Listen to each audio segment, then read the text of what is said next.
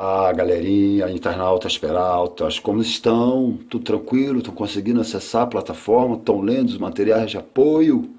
Estão dando sequência aí no livro didático? Aproveita o livro didático, está na mão, certo? É a fonte de leitura que vocês têm na mão. Além dos textinhos que eu estou postando como material de apoio, dá sequência no livro didático. Vamos entrar no capítulo 1, certo? Estamos bem devagar para não chocar quando chegar as aulas da TV, que lá vocês vão entrar com o Antigo Regime e Revolução Inglesa. Então por aqui a gente vai iniciar a Revolução Inglesa, para não perder tempo. Basicamente, galera, a Revolução Inglesa no singular, se refere a dois movimentos revolucionários que vai por fim ao absolutismo na Inglaterra, implementando a monarquia parlamentar, que vai diminuir o poder dos reis absolutistas, e a Inglaterra se torna uma monarquia parlamentar, sistema e forma de governo que perdura até hoje na Inglaterra, onde a rainha Elizabeth II é rainha inglesa. Lembrando que numa monarquia parlamentar o rei reina, mas não governa. Quem governa é o primeiro-ministro, que preside o parlamento. Então vamos lá, certo? O antigo regime, que a gente viu, é o sistema político e econômico que vai vigorar durante a Idade Moderna, que tinha como característica política o absolutismo, tinha como característica econômica o mercantilismo. As revoluções burguesas, tanto a inglesa quanto a francesa, vão ser movimentos revolucionários impulsionados pela burguesia para acabar com as práticas econômicas e políticas do antigo regime. Nada mais, nada menos, as revoluções burguesas do século XVIII vão ter esse objetivo, certo? A derrubada do absolutismo e, por fim, as práticas mercantis. Então, nós temos que se situar em alguns nomes de reis durante esse contexto, certo? Temos que entender aí duas dinastias de reis que vão simbolizar bem o absolutismo inglês, onde o absolutismo inglês vai ter mais expressividade. A dinastia Tudor, os reis Henrique VIII e Elizabeth I, e a dinastia Stuart, propriamente dita, é durante essa dinastia que se acentua os conflitos e a guerra civil se inicia, certo? Então, durante esse período, a gente vai lembrar aí de nome de alguns reis.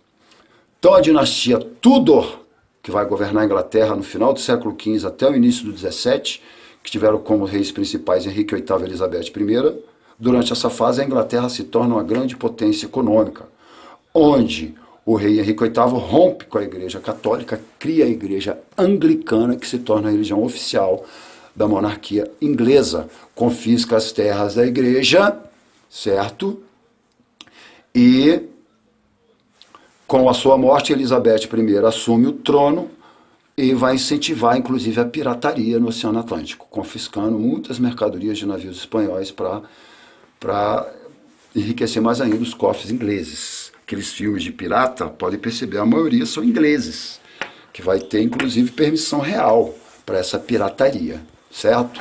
Então a Inglaterra se torna uma grande potência econômica, com a burguesia adquirindo grandes lucros e causando, certo, uma certa atenção nesses reis absolutistas, que temiam o poder político da burguesia. Já tinham poder econômico, mas temiam o poder político. Com a morte de Elizabeth I, se inaugura uma nova dinastia na Inglaterra, a dinastia Stuart, que vai ter como os reis principais Jaime I, na sequência, né? Jaime I, Carlos I, Carlos II, Jaime II. São as 4 fases da Revolução Inglesa. A primeira fase, conhecida como Guerra Civil, Revolução Puritana, onde o parlamento vai entrar em choque com o rei, com a nobreza, com o rei, certo? Carlos I, onde o rei é decapitado em 1649. 1649, Oliver Cromwell, um governador dos Países Baixos, hoje Holanda, vai conduzir as tropas do parlamento durante a Guerra Civil ou Revolução Puritana, vencendo o exército real, vencendo os cavaleiros do rei, proclamando a República. É a segunda fase, a fase da República de Cromwell. Primeira fase, a fase da Guerra Civil ou Revolução Puritana, 1642 a 1648. A segunda fase da República de Cromwell, quando ele assume o comando da Inglaterra após a Revolução Puritana, implanta uma república, 1648 a 1659. Ele morre, o seu irmão assume a república, mas não tinha a mesma habilidade política de Cromwell. Ao fim de seu governo, o parlamento inglês convoca o irmão do rei decapitado pela Revolução. Carlos I vai ser decapitado pela Revolução Puritana. Convoca o rei Carlos II para assumir o trono na França. Só que ele vai querer ter uma tentativa de volta ao absolutismo real, que praticamente a burguesia vai reagir a essa tentativa dele endurecer novamente o regime com as práticas absolutistas, que justamente a Revolução Puritana surgiu justamente para condenar essas práticas. Então, Carlos II vai governar por 25 anos, mas não vai ter tantos poderes quanto seu irmão, Carlos I, lá da Revolução Puritana. Certo? Ele vai convocar o parlamento e vai tentar aumentar os seus poderes. A volta, a restauração monárquica, que chama esse período. Ele queria restaurar o antigo absolutismo, coisa que prontamente a burguesia vai agir, só que dessa vez não pelas armas. Por isso que vai se chamar Revolução Gloriosa, a quarta fase da Revolução. Primeira fase da Revolução Puritana, conflito do parlamento com o rei e a nobreza.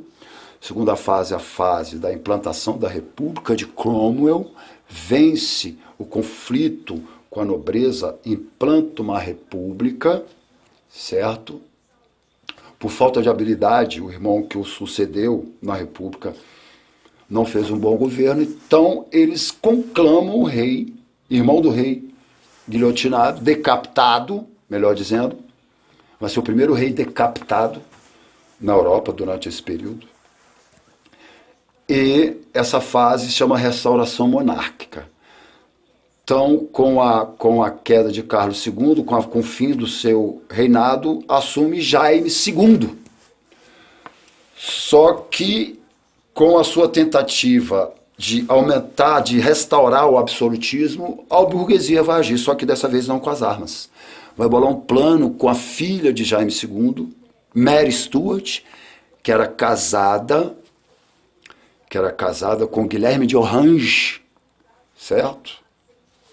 Um príncipe dos Países Baixos, e vai oferecer o trono à filha de Jaime II, com a seguinte condição, de que eles dois assumiriam o trono inglês, só que desde que respeitasse, assinasse a Declaração dos Direitos do Homem e do Cidadão.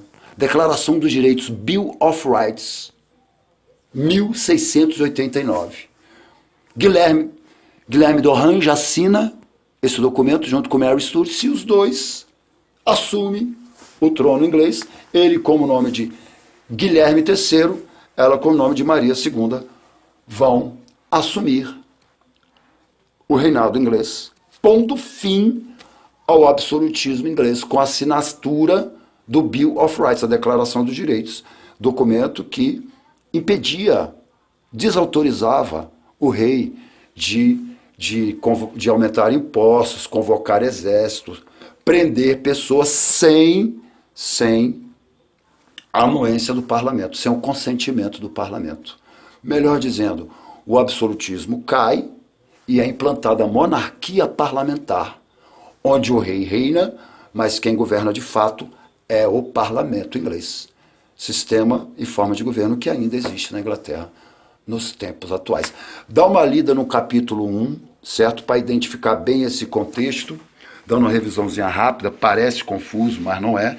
É só se situar, não tem como fugir dos nomes dos reis nesse período, certo? Então é dividido em 4 fases a Revolução Inglesa. A fase da Guerra Civil, a Revolução Puritana, onde há o conflito do parlamento, certo? De um lado, puritanos, religião puritana, os membros da religião puritana, e a burguesia, e do outro lado os anglicanos, católicos e o exército do rei, certo? Primeira fase, Guerra Civil, 1642 a 1648. Segunda fase, a fase da República de Cromwell, 1648 a 1659. A terceira fase é a fase da restauração monárquica, quando o rei Carlos II queria voltar à fase, né, ao período, de voltar a aumentar seus poderes novamente, né? É o retorno ao absolutismo, chamado de restauração monárquica, que vai de 1660 a 1688, e temos a última fase, a fase da Revolução Gloriosa. Ganhou esse nome justamente porque não houve derramamento de sangue. Foi um arranjo político feito com a filha de Jaime II, Mary Stuart, casada com Guilherme de Orange, que ficaram de assumir o trono inglês desde que aprovasse a Declaração de Direitos. Assim feito, a Inglaterra se torna uma monarquia parlamentar, com o rei Guilherme III, sistema que vigora até hoje na Inglaterra, certo? Vocês vão ter uma atividade de hoje para relembrar, certo, o contexto anterior do antigo regime. Na próxima semana a gente aplica atividades referentes às aulas na TV, ok? Até mais, galera. Tudo de bom. Qualquer dúvida, qualquer comentário, estamos aí, certo? Até mais.